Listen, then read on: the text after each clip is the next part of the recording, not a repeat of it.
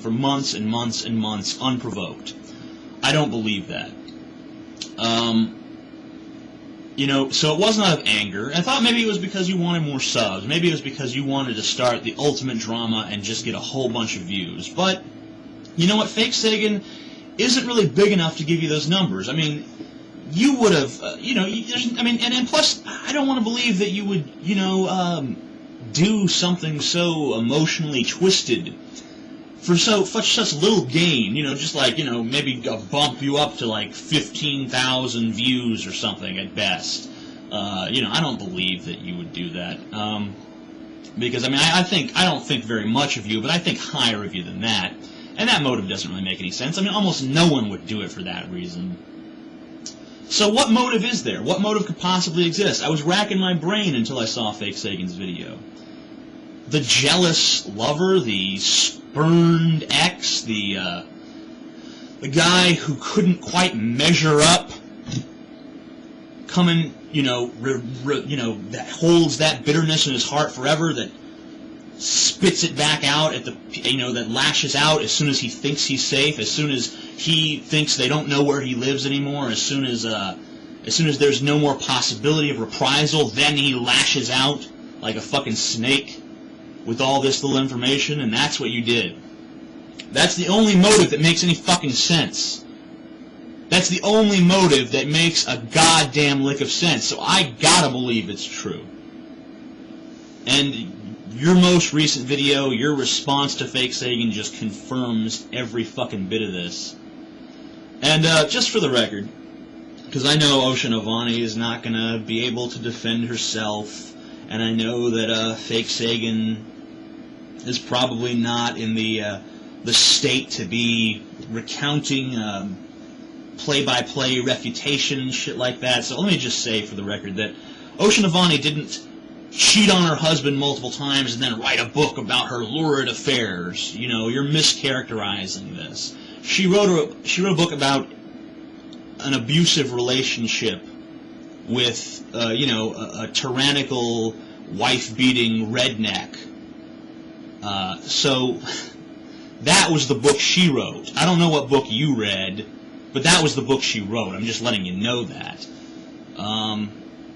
And Fake Sagan says that he doesn't want you dead. That's very mature of him. You know, I'm surprised by that. I guess that's probably something he's just saying for YouTube. I'd imagine that he really does want you dead. I'm sure he does. I know Fake Sagan, and I'm pretty sure that he wants you fucking dead. But I mean, you know, he doesn't want to go to jail, and you know, no one does. And but let's say Fake Sagan's telling the truth. Let's say Fake Sagan doesn't want you dead. I mean, you know, we got to take him at face value. You can't just assume that someone wants you dead when they explicitly say they don't. I mean, you have to take people at their word. But you know, take me for my word when I say that I do. I really do want you dead. Now, I'm not a threat. I'm not going to do anything. I'm not going to kill you myself. No, of course not. I'm not making any sort of threat. I'm not saying that at all. But, you know, I'm just saying that if you were to die, you know, if you were to be hit by a truck tomorrow, or if you were to get shot in the face, or if, you know, a guy were to drop a bowling ball on your head from a fucking 18th story window, or if you were to get your dick stuck under a fucking steamroller, or if, you know, termites were to fucking crawl all over your body and consume all your flesh, thinking, you know, that you're made of wood or something, or if, you know, you were fucking covered in honey and left in the swamp, and fucking bears and nutria rats and shit fucking tore your flesh from your bones, or if you were struck by lightning and burnt to a fucking crisp, or if you fucking shoved a fucking horse dick up your ass and bled to death anally. I mean, I'm just saying, if something like that happened, I would be happy. I'd be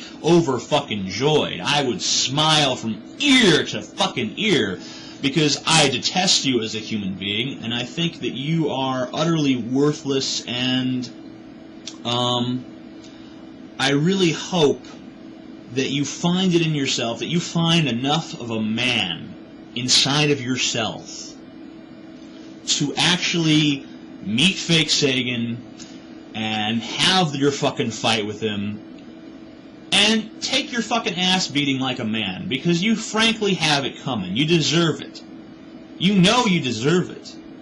Even if you delusionally believe everything else you're saying, you know in your heart of hearts that you deserve the pummeling that Fake Sagan so desperately wants to give you.